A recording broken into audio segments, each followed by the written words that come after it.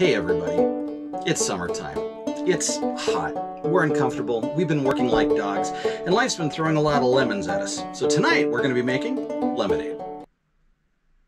No, we're not making lemonade. This is Drinking Through History. I've been working hard, you've been working hard, doggone it, we're mad as heck and we're not going to take it anymore. Tonight instead we're going to take these lemons and we're going to make two side-by-side whiskey cocktails. Tonight on Drinking Through History, bonus features.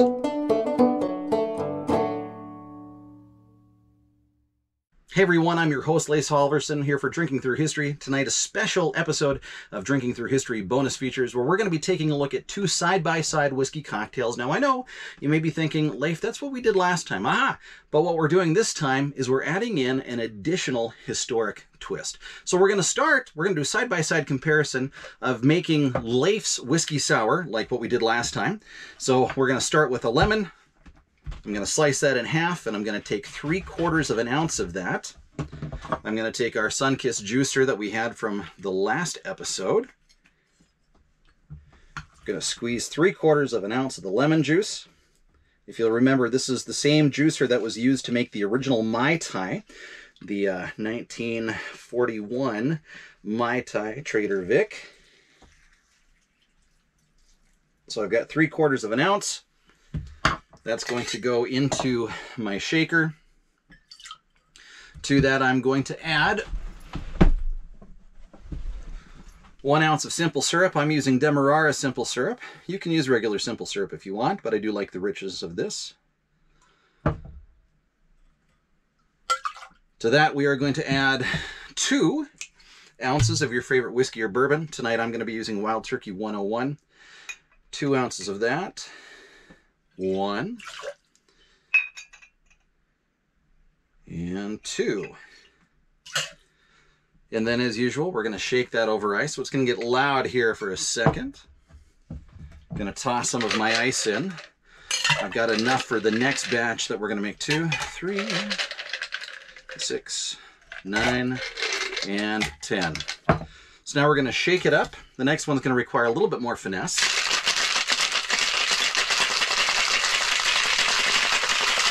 Want to shake it down enough because some of that liquid from the ice is going to be part of that cocktail to dilute it down enough. We count on that happening. So I've got my first cocktail glass there, my double rocks. Since I don't have my strainer, I'm just going to strain it thusly.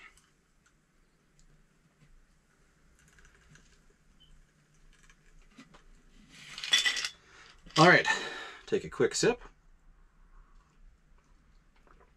It's pretty good whiskey sour. But wait, there's more. Now, in the latter part of the 19th century, with these different cocktails, and remember, a lot of these, you just substituted the spirit out. There were gin cocktails, there were whiskey cocktails, there were brandy cocktails that would essentially all made the same way, minus the spirit. So we're going to make an improved whiskey cocktail now. Now, a lot of times when they would make these improved versions, they would throw in a couple of, from your bitters bottle, your dasher, oftentimes you would toss in some additional dashes of absinthe, believe it or not, and some maraschino liqueur.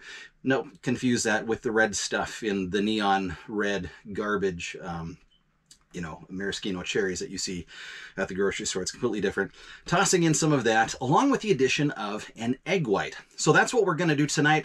We're not going to throw in any of the maraschino liqueur. We're not going to toss in any of the absinthe because we're going to make this in a way that you're going to be able to make it at home. Now, to do this, we're going to leave the ice out altogether. But we are going to start with our 3/4 of an ounce of lemon juice.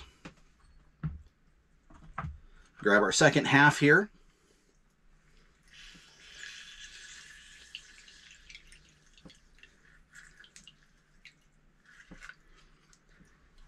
Hopefully I can get 3/4 of an ounce out of this half.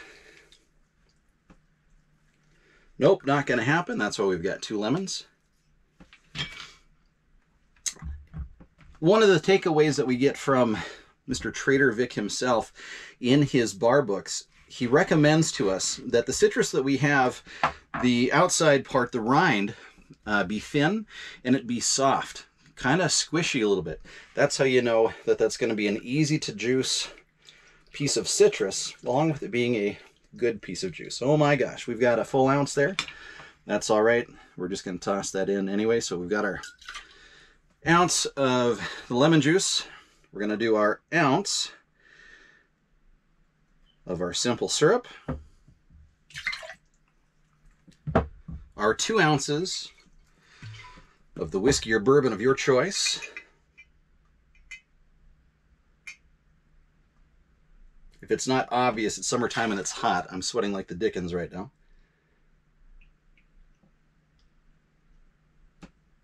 Awesome, just enough to make that. Now, what we're going to do is we're going to add that egg white. We're going to add just the white. You can save the yolk to eat later on. Just going to crack that shell, open it up slightly, and we're going to put that egg white in there. Now, I know at first glance you're thinking, Leif, this is kind of nuts. Like, I've heard of like hangover cures that involve egg whites and everything, and guess what? You are going to be pleasantly surprised by this. Now, we don't put our ice in yet. We're going to use a technique that's called dry shaking, which is ironic because this is all liquid. So we're going to put these in, and I'm going to tap it, try to seat it, because when you've got the ice in, that helps create that seal. Dry shaking, we don't have that. So I'm going to be kind of careful while I'm shaking this up. Now, you may be wondering, why the heck are we doing this? Well, believe it or not, the egg white that's in here helps provide a bit of a silky smoothness to it. Not that your bourbon is going to be overly harsh or anything like that. I mean, pity sakes, you've got the strong, astringent, sour aspect from the lemon that you've got in there. You've got that sweetness from the simple syrup in there. So, you know, if we've got a well-balanced whiskey cocktail, which I think my version is, we're not worried about that. So we've got that dry shaken.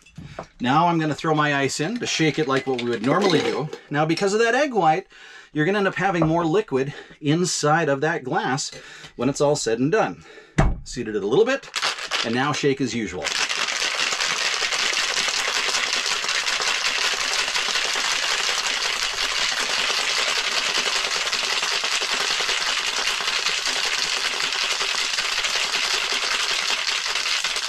All right, unseat the seal there.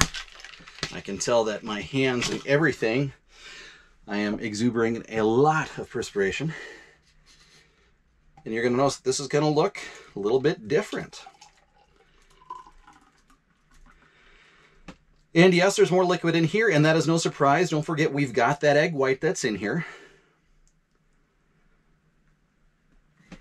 All right, so now at this point what you would do, and because I've left it in the other room and this is the only take I'm going to do on this is just the way that it's going to work out, we're going to take either your Angostura bitters or those Boker bitters that I posted a picture of.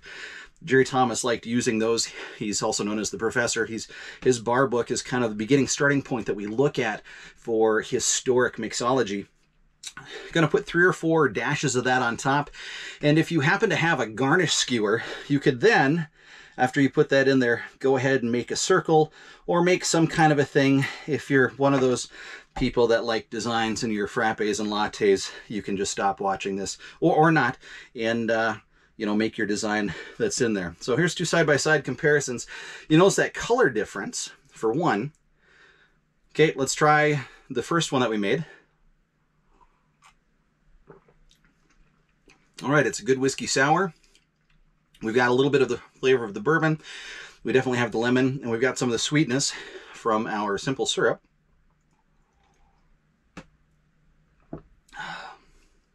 And now let's go to Leif's improved whiskey sour with that 19th century, late 19th century edition for the improved side. We haven't thrown in the maraschino liqueur. We haven't done any dashes of the absinthe, but we have tossed in that egg white, which would have been very common. Let's give this a try now.